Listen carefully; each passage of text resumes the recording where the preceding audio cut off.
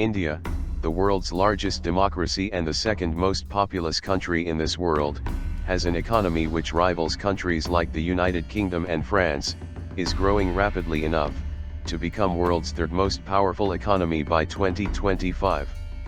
And thus it poses a threat to other powerful nations, like China, whose jealousy towards India is now known all over the world, and thus it becomes extremely important to be capable of tackling any aggression from other jealous nations.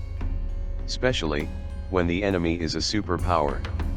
So, how can a developing nation like India reply to aggressions from a superpower? Let's find out. First of all, the art of warfare is not a new concept to India. It had fought many wars in both prehistoric times, as well as modern times. It is well known that prehistoric India had war strategies like CHAKRAVYUH, and weapons of mass destruction like the Brahmastra. A CHAKRAVYUH was a multilayered defensive formation, used in ancient India to confuse the enemy, whereas the Brahmastra was the nuclear weapon of ancient India. It was said that a combination of these two, in a war, could defeat any enemy, irrespective of how powerful they are. Jump to modern times, the India of today has achieved just that. In the recent years, India has been successful in establishing a multilayered defensive formation of its nuclear warheads. This formation is popularly known as the nuclear triad. A nuclear triad is a defensive formation with the capability of launching nuclear warheads from air, ocean, and land. A capability possessed only by elite nations like USA, Russia, and China. The purpose of having a three-layered nuclear capability is to significantly reduce the possibility that an enemy could destroy all of a nation's nuclear forces in a first strike.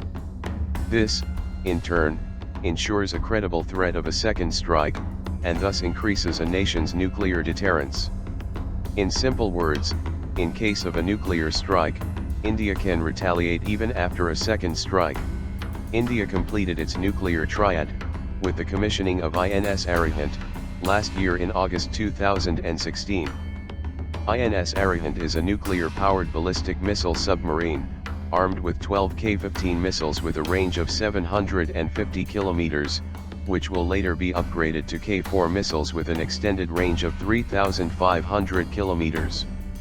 India has nuclear-capable fighter aircraft such as the Dassault Mirage 2000H, Dassault Rafale, MiG-29, Sepakat Jaguar, and Sukhoi Su-30 MKI, armed with air-launched BrahMos A missile, which conducted successful tests last year in June 2016.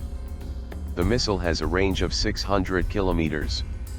Land strike capabilities are under the control of surface-to-surface missiles such as the Agni-3 and Agni-4. In addition, the 5,000 to 8,000 kilometers ranged Agni-5 ICBM was also successfully tested in April 2012, and inducted in 2016. Now, the only nations more powerful than India are USA, Russia and China. India has very friendly relations with USA and Russia, and thus it does not pose a serious threat to either of them. This leaves China as the only threat to India, as its serious competitor. India also faces some threat from Pakistan, whose economy is lower than the economy of Mumbai. We all know about the destructive forces of a nuclear weapon, and India's nuclear weapons capability. Thus a future nuclear war involving India is highly unlikely, as both India and China follows a no-first-use policy. As far as Pakistan is concerned, then any nation with a sound mind will refrain from attacking India, and if it does, then that nation will have to face blows that it will never be able to recover ever after. And if USA or Russia ever attacks India, then there may not be any winner. I hope you enjoyed watching this video. Do check out our other videos as well. Links to a few are on your screen. Please subscribe and do not forget to hit the like button. See you in another video. Thanks for watching.